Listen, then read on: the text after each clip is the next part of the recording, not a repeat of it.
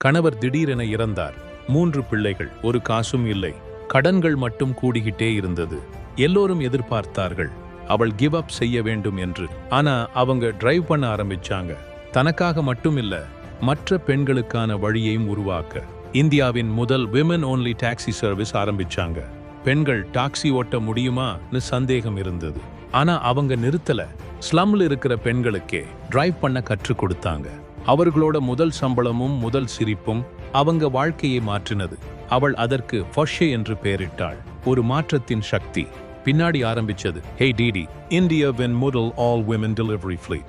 Gender roles ஐ தாண்டி பேராசையின் சுழற்சியை கடந்து மேலும் ஒரு விஷயத்தை நிரூபித்தது. அதிகாரம் பெற்ற பெண்கள் மற்றவர்களுக்கு அதிகாரம் அளிக்கிறார்கள். அந்த ஸ்டீரிங்ல இருந்தவங்க ரேவதி ராய் விடோவிலிருந்து வாரியர் ஆனார். ஒரு ரைடிலும் இந்தியாவை சமத்துவத்துக்கே கொண்டு போறாங்க.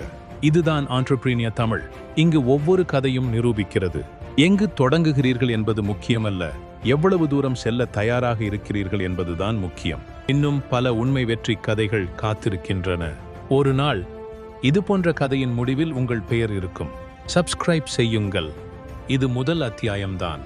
அடுத்த வீடியோவில் சந்திப்போம்.